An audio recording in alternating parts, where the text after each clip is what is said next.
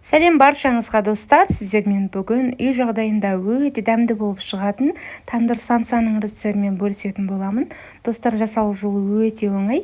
Мұнда менің каналыма тіркеліп және де қоңыраушаны басып кетуді ұмытпаңыздар.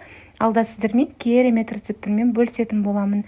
Ең алдымен електен өткізілген ұнымыздың үстіне бір дана жұмыртқамызды салып және де жылы суымыздың үстіне тұзымызды салып жақсылап араластырып, орташа көлемдіктегі қатты емес, жұмсақ та емес, орташа көлемдегі қамыр илеп алатын боламыз.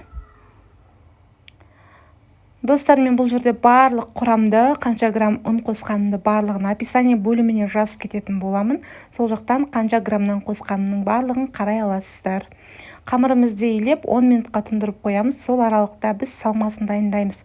Салмасына менде 250 грамм ет, 250 граммдай құйрық және де 250 грамм пиязды өлшеп алдым барлығында, достар. Енді кезекте, яғни біз дәмдеуіштеріне келсек, мен мұнда кориандр, паприка және де зира қостым және тұз қолдандым. Достар, барлығында қанша граммнан қосатын описание бөліміне тағы да жазып қалдырамын. Достар, және де 50 грамм су құйдым. Барлығын жақсылап араластырасыздар. Су міндетті түрде қажет, сонда біздің салмамыз сочный болып шығатын болады. Мінекей салмамыз барлығы дайын. Қамырымызды, дайын болған қамырымызды алып бірнеше бөліктерге бөліп алыңыздар. Менде 6 дана шықты. Барлығын біркелкі етіп, 6 дана етіп бөліп алдым. Мінекей енді кезекте барлығында кішкене тағы да осы бөлінген күйінде тағы 10 минуттай тұндырып алыңыздар. Мінекей тұнған қамырларымызды алып, мен үшеуін бірден жайдым, яғни осы 3 кішкентай бөлікті сразу бірден жайып алдым, қыздар. Мінекей ұнды себе отырып, арасына қамырларымызды осылай кішкене қолымыздың көмегімен икемге келтіріп алып, жайып шықтым. Ұнды себе отырып жайыңыздар, ешқандай да жабыспайды. Қамырларыңыз жұп-жұқа болып, бір келкі болып шығады, достар. Және де бұл жерде көптеген уақыттарыңызды үнемдейсіздер. Дәл осылай жайып алсаңыздар болады.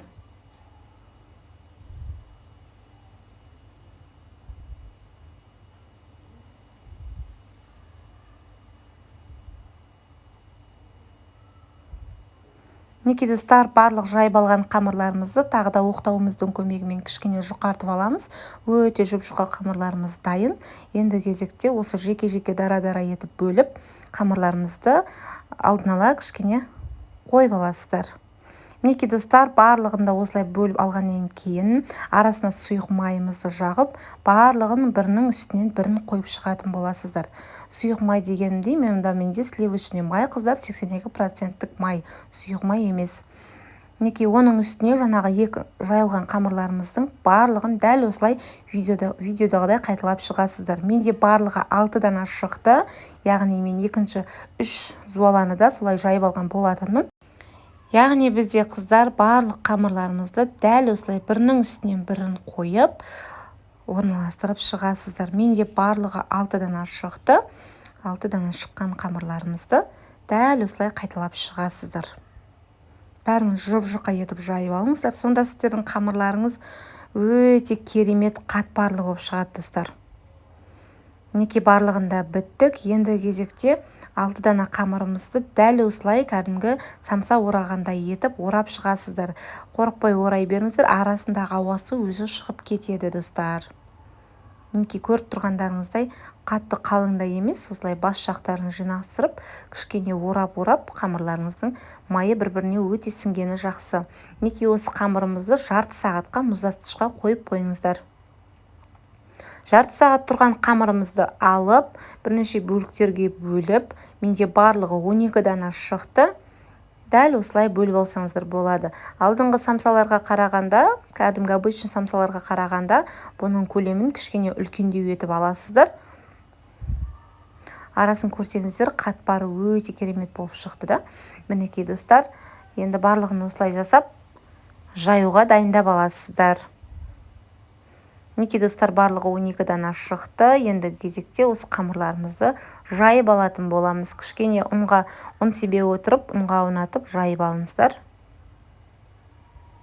Кішкене шет жақтарын жұқалау етіп жайсаңыздар, түйген кезде қатты қалың болып кетпейді, қыздар.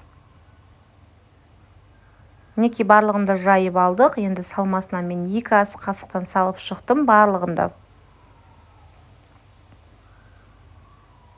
Дәл осылай сала отырып қамырларыңызды бүгесіздер. Осылай бас жақтарын жинай отырып бүгіп жинап аласыздар. Қыздар, дәмі деген өте керемет болып шықты. Жасап көруге сіздерге де кеңес беремін. Және де мұнда мен Instagram парақшам бар. Instagram парақшама да тіркеліп алуды ұмытпаңыздар. Ол жақта да керемет дәмді рецептіммен бөлісіп отырамын. Тіркеліп қойыңыздар.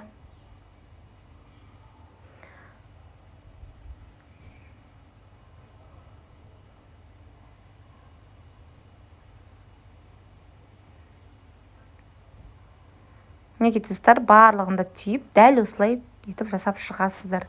Енді кезекті қамырларымызды дайындап түйіп қойған самсаларымызды табамызға орналастырып, оның үстіне жұмыртқамыздың сарысын, яғни ағымен араластырып жақтым.